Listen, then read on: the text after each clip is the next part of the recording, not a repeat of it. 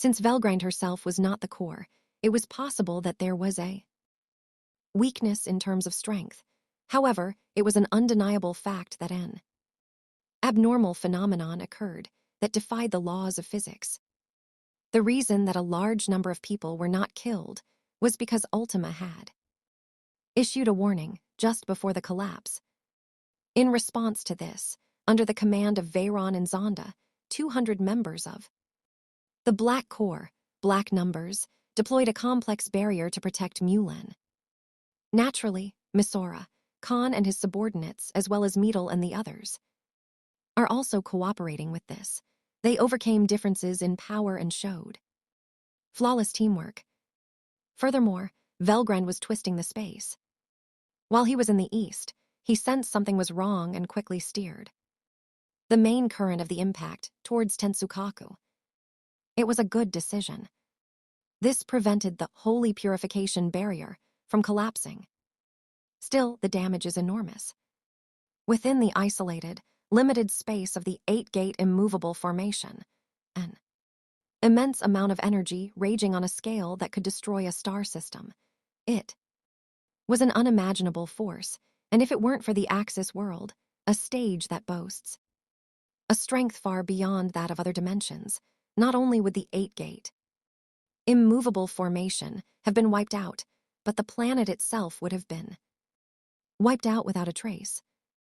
That's amazing. Velgrain broke out in a cold sweat. He acted as soon as he sensed the spell collapsing, but the results were all thanks to him observing Ultima's actions through the spell. If it had been left unattended, it's frightening to think how much damage would have been done by now. Still, there was no doubt that it was the best move. Ultima's basic policy was to simply buy time.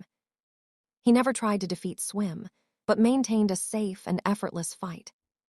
Swim became impatient and took violent action. From this situation, it was apparent that Swim's intelligence was extremely low.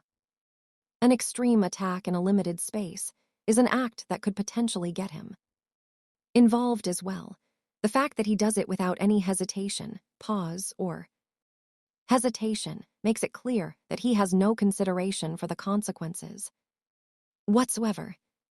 However, these kinds of enemies are troublesome. This is because reason and logic do not apply, making it difficult to formulate tactics. If they were weak, it wouldn't be a problem at all, but the worst thing was that they were comparable to true dragons. Even Velgrind was racking her brains over how difficult it would be to deal with them. Moreover, there seemed to be a change in his swimming style, and he had become much more powerful. By taking on the form of a human, a young girl, the density of her power has also increased. He appeared in the ruins of the collapsed building with a calm and nonchalant look on his face, seeing as he was unharmed even after being caught up in the collapse of the 8-gate fortress. It seemed that a half-hearted physical attack would be useless. On the other hand, Ultima was in such a terrible state that it was a pitiful sight to see. Her stylish military-style outfit was torn in places, and her beautiful bare skin was covered in scars. Such wounds should heal instantly, so this was proof that the damage was so severe that it was not possible for this to happen. Veyron and the others were beginning to worry about whether the young lady was okay, but when they looked into her eyes, they became worried for a different reason. Because he was pissed. You have the nerve to hurt me. You even took my favorite outfit, which was a gift from Rimuru-sama, and now you've done this to me. Just die. Already. His tone was flat, and his eyes were serious. By this time, reinforcements led by Benimaru had already arrived. The group stationed in the south were the Kurenai, Red Flame Squad, but Ultima was giving off such an ominous, sinister, and ominous aura that they had mistaken them for the enemy. Thanks to Hakuru's leadership, they didn't commit any foolish acts like accidentally firing friendly fire, and that was undoubtedly a stroke of luck. In any case, from that moment on the situation changed completely. Ultima's mind shifted to Swim, intending to kill him. Ultima and the girl like Swim were surprisingly similar in stature. They both have the same adorable feel, so much so that it makes you wonder if Swim modeled his character after Ultima. However, in the case of Swim, the eyes are cloudy and lack light. Perhaps because of this, his expression is creepy and somewhat horrifying. Incidentally, Ultima has a side ponytail, but Swim has long hair that reaches down to her waist. Looking closely, the tips of each strand of hair are eerie, wriggling, and moving like tentacles. At first glance, his entire body appears to be naked, but it is actually covered in armor made from scales that are harder and more flexible than biological steel. Arionium. It was clear that it was not a human. Ultima and Swim faced each other at close range. The difference is clear. If we were to convert it into existence value, Swim's existence would be more than 20 times greater than Ultima's. No one thought that the match would succeed, except for Ultima's subordinates. How foolish to anger our king or princess.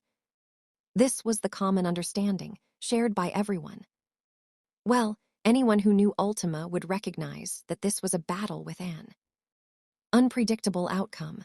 On top of that, it was predicted that there would be considerable damage to the surrounding area, so the formation was reconstructed. To deal with that, before that even happens, the fierce battle begins. Swim, using his newly acquired limbs, attacked Ultima by imitating what he had seen. To a certain extent, he had shared Ivalaide's knowledge with her. That's why he was able to land a fairly good punch. An ordinary person cannot even see it. Even the heroes gathered here couldn't even comprehend what was happening. However, that speed was overwhelmingly slower than sublight speed. Swim's true strengths are his lightning-fast flight that maximizes energy efficiency, his wide variety of destructive attack methods, and his strong body that can withstand them. However, now these advantages have been lost. Swim is unable to use his unfamiliar body and is unable to exert his full power. In that state, there's no way he'll be effective against Ultima. The moment Swim's punch touched Ultima, it became a counter and was returned to him. Swim was astonished. Swim, an overwhelmingly powerful creature, far superior to other life forms, had never before received a noticeable counterattack. Swim was able to store an endless supply of energy by breathing in the magical elements floating in the other world. He could use that energy to convert it into propulsion, and from the surplus energy he created Spirit Light Child Soul. Fish Fire Lightning Lightning, storing a stock of over 1 billion within his body. However, because the basic performance was so amazing, there was almost no need to use them. A Space Alliance fleet, sent by some interstellar nation to fight against Swim, was annihilated by simply spreading out a molecular cutting blade network, molecule Messer, that had been transformed from tentacles and running through it. Even if there was a barrier that neutralized any optical weapon, it could not prevent a mass attack that was hidden by its ultimate hardness and aggressiveness. On the other hand, even if they strengthened their defenses with mass, it would still be nothing but a fool. There was no need to use Quantum Splash, the super explosion of spirit, light, child, fish, lightning could be used to defeat them in an instant, without the need to use Quantum Splash, the super explosion of spirit, lightning, fish, lightning. So this time too, it's a new game for Swim. That's what should have happened, but something seemed to be different. Of course, the answer is simply, it's the other person's fault. Moreover, for Ultima, it was a life-or-death battle where pride was at stake. Since she was not prepared from the start, Swim fell far behind. Swim took a stance that was now fairly clear and delivered a punch. The punch was also wrapped up in a super-compressed demonic energy, aura, so the power was truly impressive. However, despite receiving a direct hit, Ultima remained calm. He dispersed the force throughout his body and counterattacked without losing momentum. This is the pinnacle of martial arts. It's not just that he could have been hit by a bullet train without any injuries and still be unharmed. It's a completely unfair realm that even ignores the laws of the world. Ultima's current skill and level had surpassed even Damrata's. I hope you regret making me angry. Ultima said this with an evil smile. Emme. Rumina's soared through the air with determination, showing no signs of exhaustion. Regularly activating sanctuary resurrection would be a foolish act that would make anyone question his sanity if it were his true self. Even though she was using the brains of those who believed in Ruminas to distribute the calculations, no, it was the opposite. She was concentrating all of the results in herself, which was putting an unimaginable strain on her. This battlefield has been transformed into a sanctuary, maximizing the effects of all magic. Even Ruminas would be unable to do this without compensation. However, if we don't do it, we will surely lose. Without anyone knowing, Ruminas continued to support the heroes fighting on the battlefield, hiding pain so great that the term self-sacrifice seemed trivial. Moreover, Ruminas also makes sure to observe the battlefield. They always kept a close eye, so that they could immediately provide support if any areas collapsed. That is why we understand that the situation is not good. The battle on three sides had become even more chaotic as Evil Age servants had become humanized. Ultima is doing well, but other aspects are not going well. Although Shin has also joined the battle in the west and put up a great fight, the situation is far from being advantageous. Despite this, Benimaru, who is in command of the eastern area, is in high spirits. That was only natural, as Benimaru had also noticed Rimyaru's return. Now that their general had returned, they would not be defeated. It was precisely because Benimaru believed this that he was able to command with more daring and terrifying determination than usual. Benimaru's spirit has been conveyed to the Tempest executives. That is why everyone can follow orders with confidence. This kind of atmosphere spread throughout the battlefield, and no one complained, as they accepted Benimaru's instructions after he arrived. What an incredible man, Ruminas exclaimed in admiration. The Humanity Defense Front sounds good, but it is nothing more than an allied force made up of people from different factions. Though there appears to be a certain unity of will, there is a hidden danger that if they make one wrong move, they could become a mob. Of course, if they lost this battle, humanity would be doomed, so it was certainly no time for them to be divided. However, even if they understood this intellectually, if asked whether they could accept it emotionally, they honestly had doubts. If it's for someone you respect, adore, and trust with all your heart, you'll be able to obey any order. But however, if one were to lose their life following the orders of another power, especially one they don't know well, it's not surprising that anyone would fear that they would die a vain death. Benimaru's instructions were powerful, as if to blow away such anxieties. Even when defeat seemed imminent, he guided his warriors so that they would not feel that way. The reason the warriors had not lost heart until now was because of reinforcements from Tempest. Among them, the man named Benimaru made up a large proportion. Ruminas recognized his achievement and was secretly grateful. However, that was the end of his success. An absolute terror was born that could not be contained by strategy or tactics. The boss, Evil Age, had taken on a human form and begun to move. The situation was already hopeless, but then a miracle happened. Ha ha ha ha, sorry to have kept you waiting. At this point, Milim decided to join the battle. Milim, have you returned to your senses? Ruminas was overjoyed. I can leave Evil Age to Milim. If we can kill the remaining servants and subordinates. While she's away, we should still have a good chance of winning. Milim's appearance cleared away the atmosphere of despair that had been sunk into on the battlefield. Moreover, other reliable reinforcements had also arrived. "Oh dear, I'm not your assistant, you know. I want this to be the last time." Yuki returned, complaining about such things. Of course, the moderate clowns are still alive and well. There's also the demon King Leon.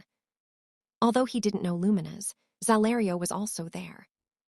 It seemed that even the Magus Order, led by Heavenly Emperor Elmesia and Sylvia, would be joining the battle, and the faint ray of hope seemed to shine like a great light. Moreover, what brought Rumina's the greatest joy was the existence of the hero. "Chloe, I'm glad I made it in time. This really has to be the last one." Saying this, Chloe smiled at Rumina's. "Yes, that's true." Rumina's nodded vigorously. "Yes, we have come this far. They have made it this far without anyone dropping out. All that remains is to slaughter the enemy who wishes the world's destruction and restore peace.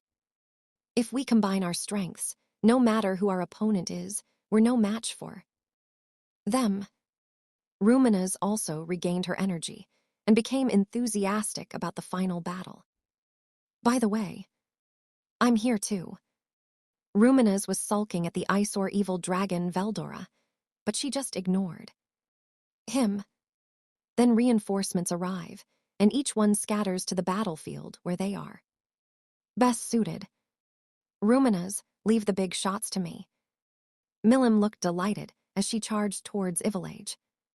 Anyone else would have stopped her, but Rumina's had intended to leave it to Milim from the beginning. "I'll also go and support Milim," Chloe said, and moved as well. "No matter what Ivalage does, I am determined to prevent an unfortunate future." Luminous knows that Chloe can see into the future. I didn't ask in detail about the level of detail, but I still believed what Chloe said. The combination of Milim and Chloe would not lose no matter what the opponent. That's what Rumina's believed. Be careful, because the bottom is unknown. With that advice, Rumina's sent Milim and Chloe off. And so, Yuki and the others went off to help Mai on their own. As expected, that's certainly the only place. Ultima was the opponent in the swim. They were the only ones who were fighting with an advantage. Mai is having a hard time against Habataki. Mai was the most dangerous.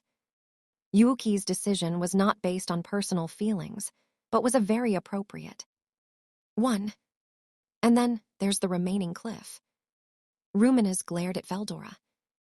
Of course I know that. I had no intention of slacking off, even you had to tell me." Veldora muttered to himself as he headed towards them. Shin, along with Gabuta and Ranga, are working hard against the Kakashi opponents. Kakashi is certainly strong, but he is no match for Veldora. Rumina's also acknowledged Veldora no matter what, so she had no doubts about that. Leon had also joined up with his subordinates, who had been deployed to the south and was hunting down stray cryptids. Zalario and his subordinates were also helping out. The Magus Corps also joined the battle in the north, where they were being pushed back and helped to rebuild their position. Everything is going well. That's what I thought, but a chill ran down Rumina's spine. What the hell? Sensing a presence that hadn't existed before, Rumina's turned her body around. There stood a handsome man who bore a vague resemblance to Luminous, dressed neatly in a bright red suit and a bluish turtleneck. It was floating silently in the air. Her golden and silver demonic eyes, heterochromia, shines mysteriously, like a counterpart to Luminous. This man was undoubtedly Twilight Valentine, the progenitor god who was supposed to have been destroyed by Carrara's judgment bullet. "Just so you're still alive." "Of course, right. You are certainly my greatest masterpiece, but I'm not so lenient that I'd allow you to surpass your parents so easily." Twilight smiled, and answered Luminous with a detached air.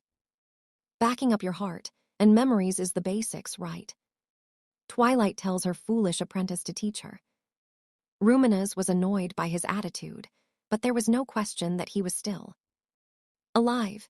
It was a surprise, but Ruminez knew better than anyone just how troublesome the divine ancestor could be. He swallows his feelings of disgust and begins to think of realistic solutions. Without paying any attention to Luminous, Twilight began to speak unilaterally. It took a while for me to recover, but I'm stronger now than before, so it's no problem.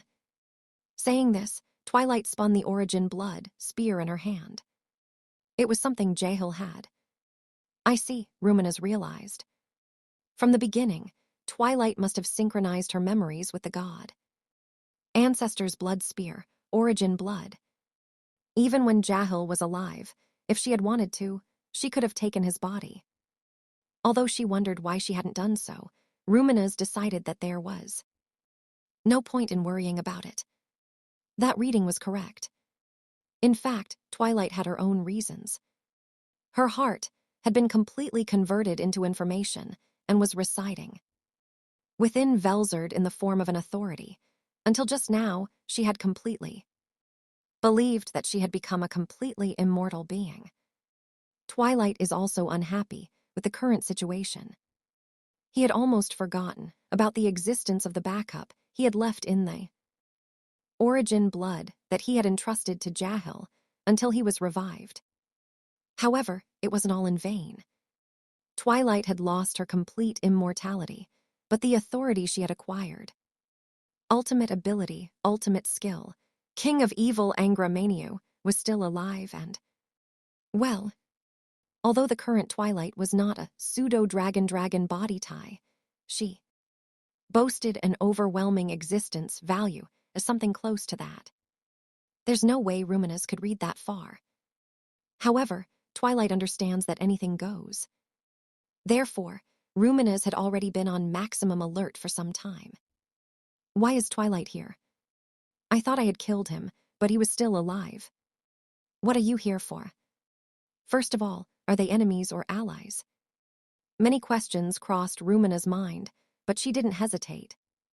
The Night Rose sword appeared in his hand, and the next moment he kicked the air and accelerated. Die, destruction spirit slash, melt slash. It's a sword technique that Hinata created, but the original super holy sword technique, Overblade, is a specialty of Ruminez. She'd seen it countless times during her many years of fighting Granbell, and before she knew it, Ruminez had also mastered it. It was a deadly sword move, but unfortunately it had no effect on Twilight. Oh dear, what a naughty girl. You've laid a hand on your parents, you deserve to be punished. Divine Ancestor Twilight blocked the Night Rose's sword with Origin blood and grinned. Ruminez clicked her tongue and took some distance in the air. His expression shows no composure. After just one exchange of blows, Ruminez was clearly aware of the difference in strength between her and Twilight. She had hoped that Twilight would be weakened since she had just been revived, but her reaction had dashed that hope. There is no more victory. The reason I was able to defeat it before was because I had carefully laid traps and then ambush it. I couldn't win if I had attacked it head-on, even if I stood on my head. Even though she understood this, Ruminez's mind remained calm. I wondered why this was the case, and then I realized the reason. It was a simple matter. If something bad were to happen to Ruminez, Chloe would surely have warned her. Although she may be inarticulate and unkind, Chloe is not the type to abandon a friend. Ruminez has faith in Chloe, so she is confident that she will be able to handle this situation. However, it is also true that reality is harsh. You're still as unreasonable as ever, Chloe. Ruminez complained and began to investigate whether there was really any chance of victory. On the battlefield, Benimaru, sensing something strange about Ruminez, ordered the injured warriors to evacuate. If the resurrection magic were to run out, the casualties would only pile up. Listen, we can't expect any recovery for the time being. Everyone don't make the wrong choice when it comes to dying. Benimaru gave a rousing speech. Don't force yourself to fight. Wait until you are in perfect condition. Only then will everyone be able to make a difference. While the enemy's fighting strength could be held down to less than 1/10. Within the holy purification barrier, if they were to escape outside, that benefit would be lost. That was why they had a defensive front, but in this situation, their original plan was meaningless. After all, the demon lord Milim and the hero Chloe teamed up and charged into the great hall of Tensukaku to push back Ivalage, who had taken the form of a beautiful long-haired woman in cherry blossom gold and platinum pink. Because a fierce battle is expected, they must have taken care to ensure that it does not affect this world. HMPH, since Milim-sama has already dispatched us, all that's left is the small fry. Leave this to me, and you guys go and eliminate any enemies that we missed. Benimaru said, as he stood at the base of the eastern holy field. The large demonic beast with Ivalage on its shoulder roared loudly at Benimaru. It turned into a shock wave that shook the air, but it was pushed back by Benimaru's haki and aura and dispersed into mist. Hinata and her friends had also defeated many of the higher-ranking individuals who had taken on human form. There were still many left, but none of them seemed capable of escaping the holy purification barrier. It seems like things will work out, but is it really okay? When Hinata asked that, Benimaru laughed fearlessly.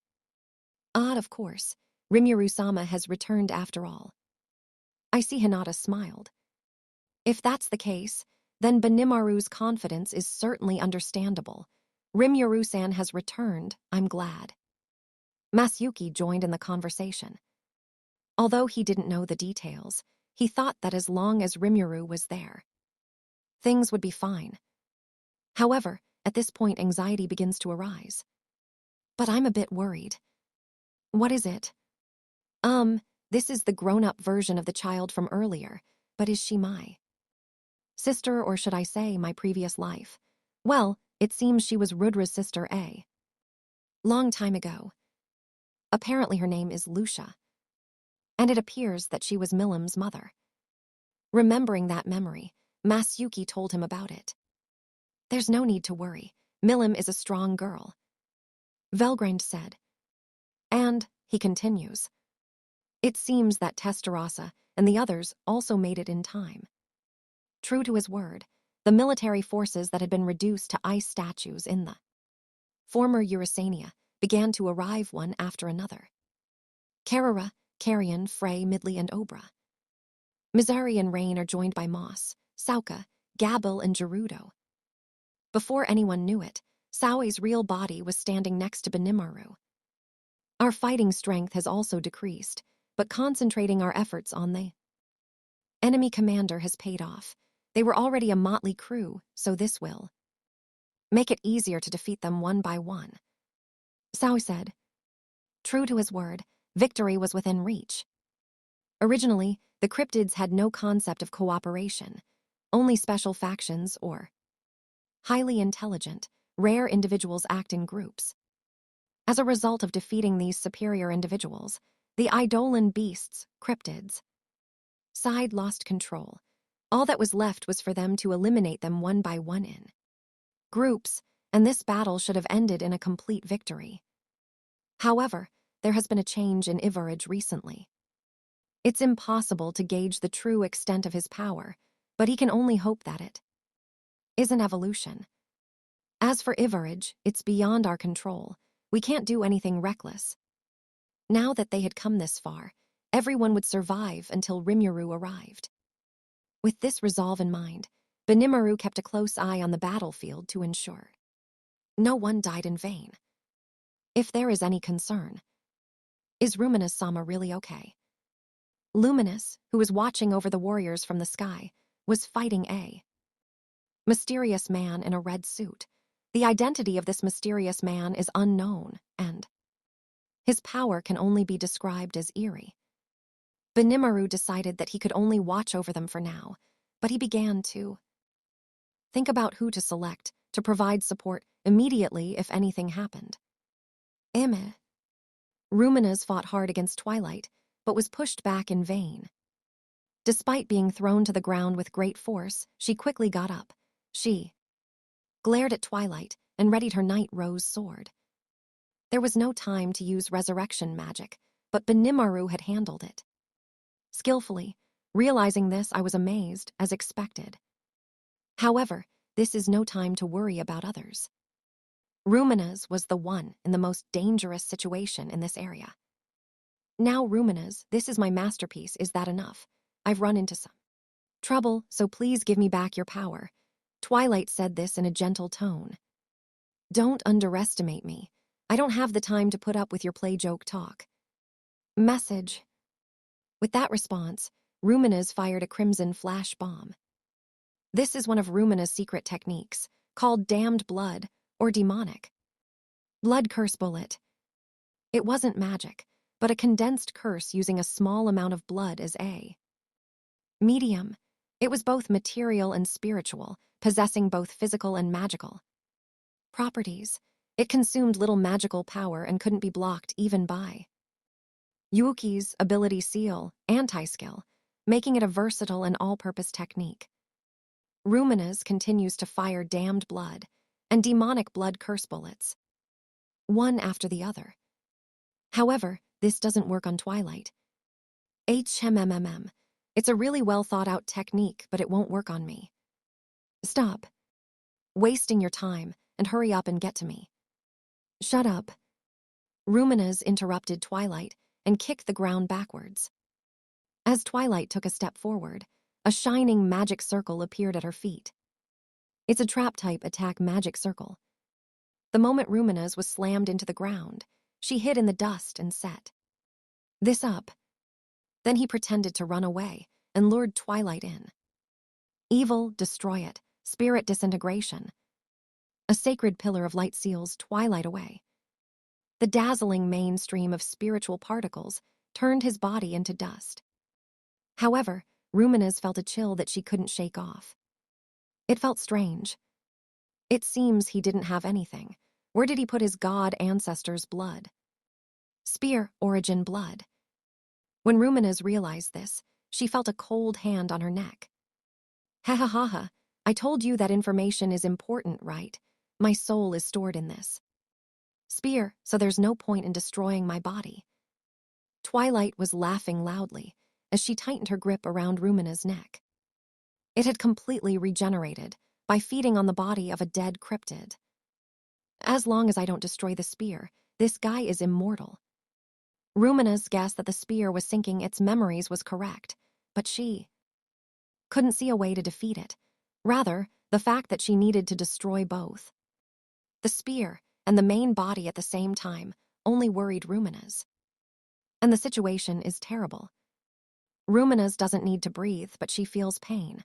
Her life force is being sucked out through Twilight's palm. MMM, it's so delicious, you're the best. Twilight's joyful voice rang in Lumina's ears, almost noisily. It was filled with a sense of superiority, and it irritated Ruminas. That's right, I don't want anyone to interrupt my time with my daughter, so well. Make sure there are no interruptions around here. As she said that, Twilight snapped her fingers. This isolates Luminous and Twilight from the outside world. The space was cut off by the barrier that Twilight had set up. Twilight completed the advanced magic formula in an instant. It was an impressive feat, and there were only a handful of people who could match it. Even those people would have their hands full dealing with the Eidolons and cryptids, so it was practically impossible to expect any help. You're giving up now, Twilight said with a laugh. He then begins to express his cruel thoughts. But I guess it was a disappointment. It's a masterpiece, but it didn't get as much resistance as I thought it would. Twilight looked genuinely disappointed as she mocked Ruminas. How noisy, Ruminas thought. To begin with, I don't remember ever boasting that my work was my greatest masterpiece. This was just something Twilight was saying on her own, and it was nothing that Ruminez knew about. I also wondered what it was that made it a masterpiece. Ruminez prides herself on being superior, but compared to the other senior disciples, she doesn't seem to have any outstanding qualities. HMPH. Compared to the other senior disciples, I was one step ahead in terms of combatability, but that was due to my strong will. The reason I was able to command Louis and Gunter was simply because I was strong. I can also control things like the secret technique of sanctuary, but that comes from a treasure trove of profound knowledge. Thinking about it, Ruminez once again felt something was off. Ruminez is certainly strong. Her existence value was over 6 million from birth, making her head above the other senior disciples. He had a wealth of knowledge and was able to apply it to a variety of techniques and sacred magic. Considering all of these combined strengths, it is no wonder that it is described as the divine ancestor's greatest masterpiece. However, it was not conclusive. In reality, if Ruminez had continued fighting Jahil, who had obtained the blood spear of the divine ancestor, origin blood, there was no guarantee that she would have won. Especially when it comes to the divine ancestor himself, the current situation tells us the answer. In other words, the reason why divine ancestor Twilight declared Ruminez to be her greatest masterpiece was not because of her high combat ability. There had to be some other, more definite reason. And one more thing. Ruminez suddenly had a question. A treasure trove of knowledge, the fantasy library, was a place where various research results were recorded, and which Luminez had been able to access since birth. It does not exist anywhere in this world, and is controlled by the language of the world. How was Luminous able to browse such a fantasy library? Everything seemed unnatural, and even Twilight's true intentions began to seem questionable. The doubt that arose in Rumina's mind quickly grew into great suspicion. You asked for my powers to be returned, right? Does that mean you want to take away my life force? Rumina's asked the question with a resolute attitude, despite the pain she was in. Twilight's power is far greater than that of the current Rumina's. Even if she absorbs Rumina's life force, it is unlikely that her power will fluctuate that much. It would be one thing if Twilight's energy had been depleted to the extreme, but that didn't seem to be the case. If that was the case, there was no urgent need to take away Rumina's life force. So why is Twilight targeting Luminous? Like Jahil, it's possible that his actions were motivated by resentment towards Rumina's, but it would be far-fetched to say that was the only reason. It also doesn't line up with his demand for his powers to be returned, so there must be some other motive behind it. It seemed that within that answer lay a clue that could lead to an answer to the doubts that had arisen in Rumina's. You could say that, but when asked by Luminous, Twilight also looked puzzled. Seeing this, Rumina's realized that something was strange. It seemed that Twilight herself did not understand Rumina's true worth. Why? Rumina's questions grew. What do you want from me? I don't think those kinds of details really matter. The important thing is that you die and become my food, so the reason for that doesn't really matter, right? Twilight stopped worrying and said this nonchalantly. She has an innocent smile and doesn't seem to have any worries whatsoever. That attitude made Rumina's feel even more uncomfortable. To begin with, Twilight is Luminous, that's right, this is all I need. My first name, it's a special name.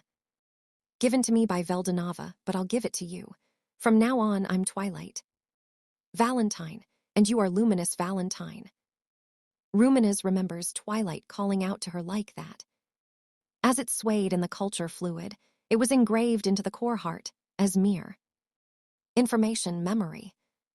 This was a time when my sense of self had not yet developed. The sleeping Luminous was shaped like a shining ball, a vessel created by twilight that imitates a soul. It has no eyes, mouth, nose, or even arms or legs. It is the source of life just born. Even in that state, being named must have been recorded as his first memory.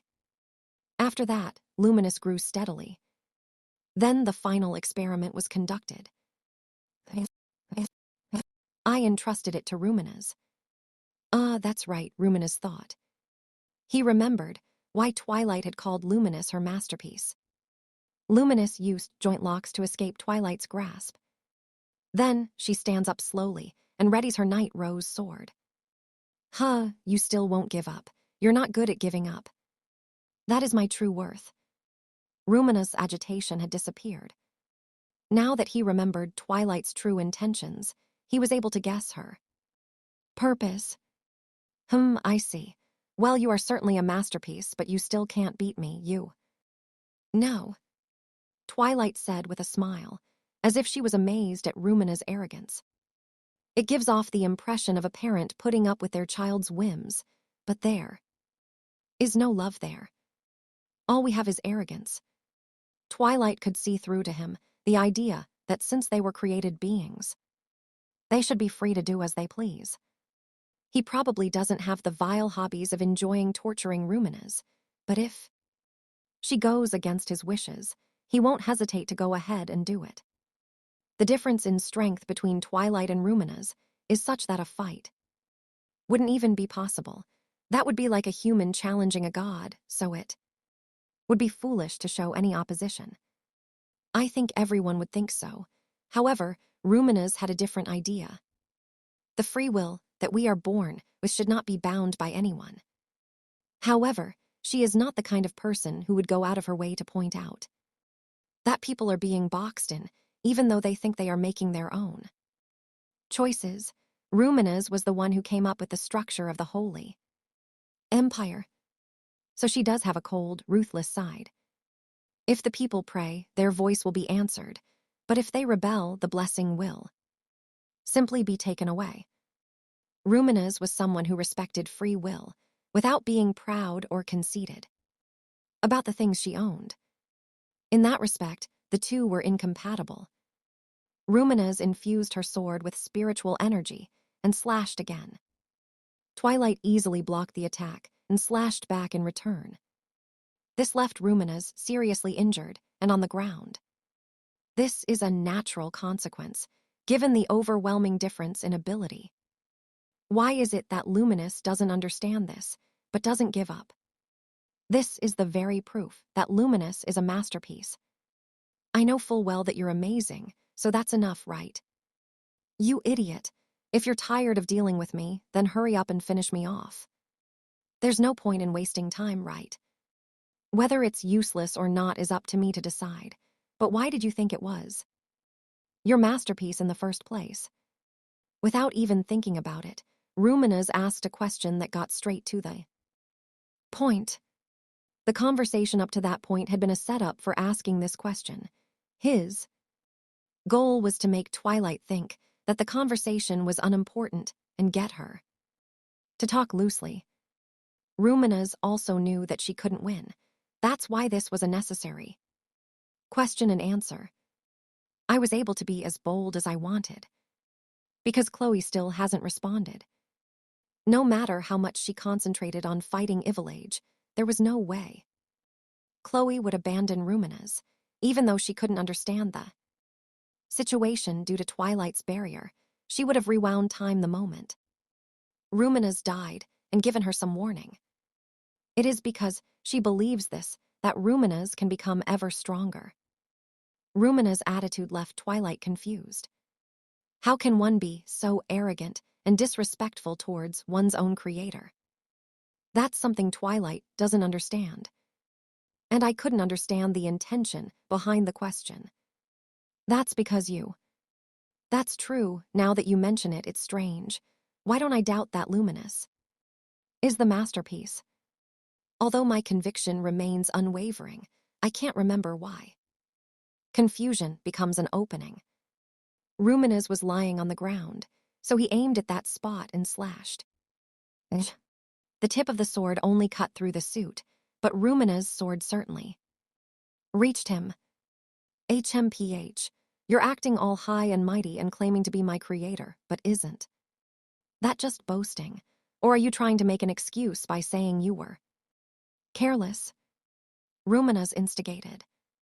Twilight frowned in displeasure at this. You shouldn't get too cocky.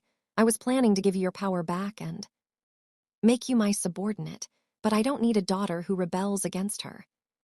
Parents, you should know your place. Twilight doesn't care whether Rumina's is alive or dead. He realized he had some missing memories, but he didn't mind. Twilight has that side to it. He has tried his hand at all sorts of experiments, but has also used himself as a test subject countless times. As a result, he has lost his memory on several occasions. I thought that this would be one of those times. And he is optimistic that all his problems will be solved if he can just take away Rumina's powers. Therefore, there is only one correct answer. Shall we finish this? That's ridiculous. Let's get revenge. As long as Twilight's barrier was still in place, she could not expect any help. Nevertheless, Luminous proudly entered into her final battle. Fleeting Rose Blade Rosa Espada. This technique is Rumina's secret weapon. A one-time trump card that can only be activated if the Night Rose sword is sacrificed.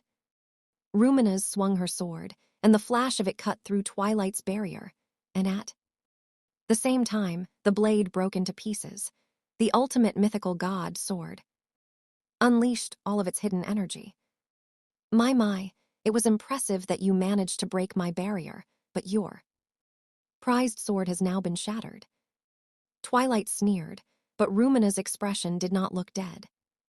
The fragments of the Night Rose sword transformed into scattered rose petals.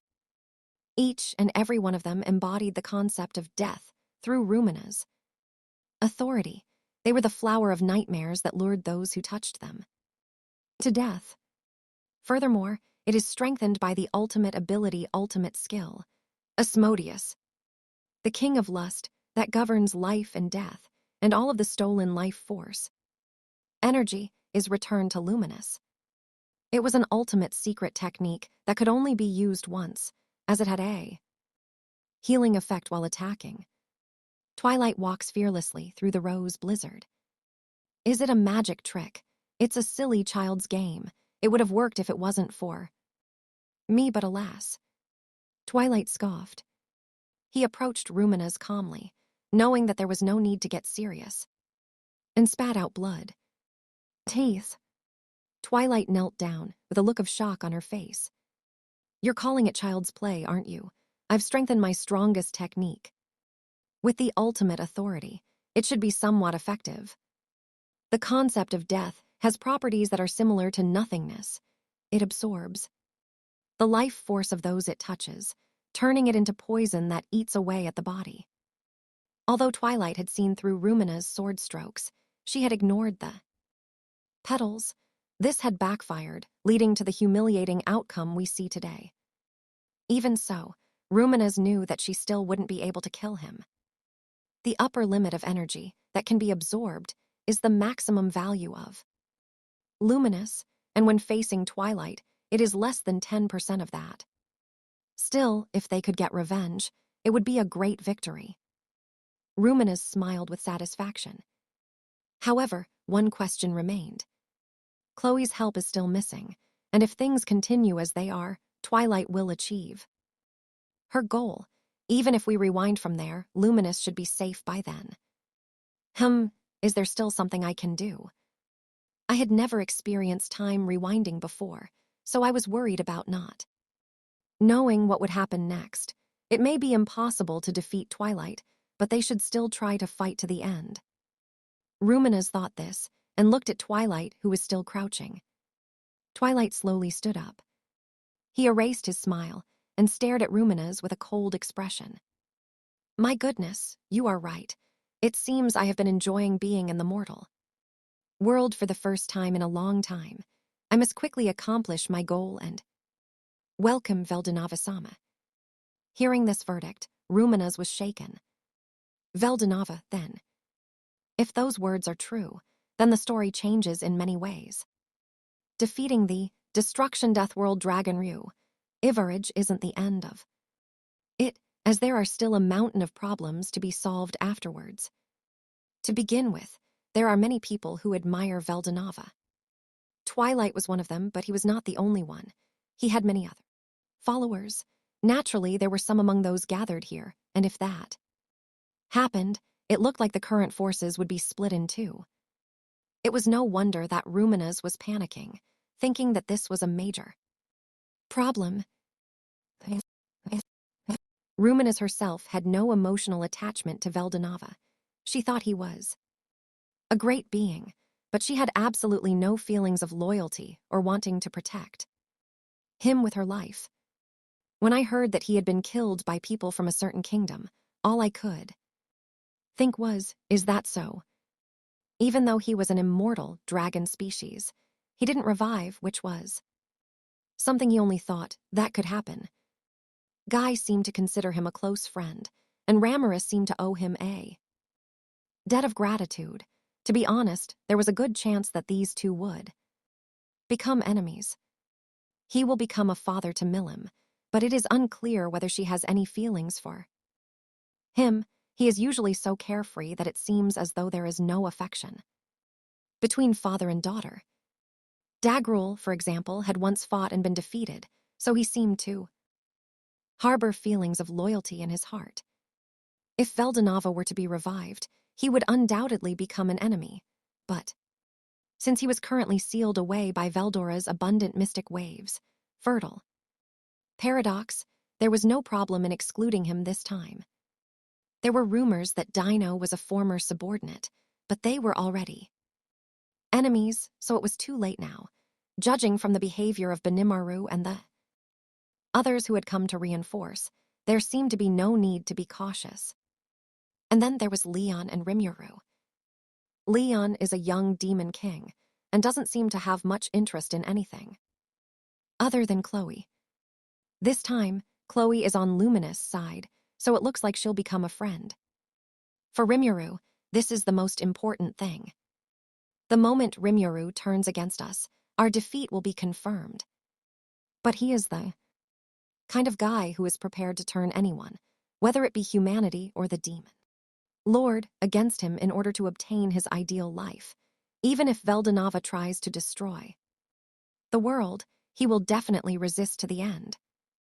That was the conclusion that Ruminas came to. With Rimuru here, we can fight to the end. Winning or losing is secondary. He believes he will be able to leave behind proof that he lived, Guy, Ramirez, and Milim. The movements of these three people require careful attention, but that worry can be put off for later. The priority here is to prepare myself and do something about Twilight in front of me. Ruminas had deliberated in her accelerated thought state and made that decision. Ruminas regained her composure. Seeing this, Twilight shrugged her shoulders. I was honestly hoping to add you to the group, but unfortunately, Twilight had mentioned Veldinava's name, thinking that if she gave him some special information, he would obey. However, Rumina's reaction was not good. And it ended with her only making him prepare himself. At this point, there's no reason to keep him alive. Twilight made that decision and poured her power into the Origin Blood Spear. Well then, bye-bye. I'll raise my next daughter to be a more obedient child, Twilight said with a smile. And in the next moment, it moved with such speed that it was hard to believe what had happened up until then. In an instant, the spear pierced Rumina's chest and pierced her heart. Ruminas realized that he was clearly going easy on her.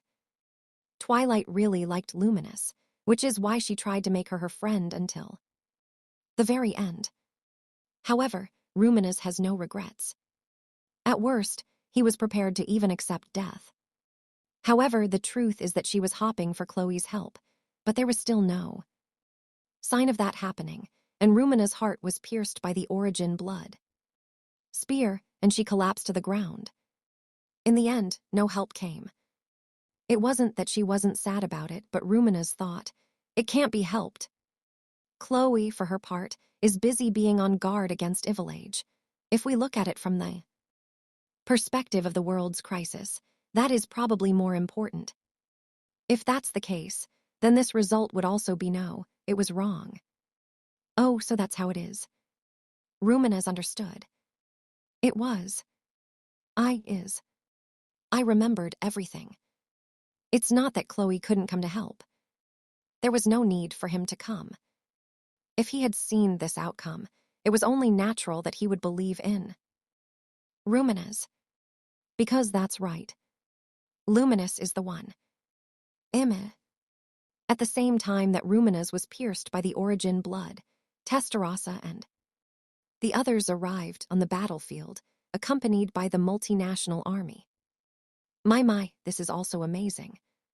Tensura muttered with a smile.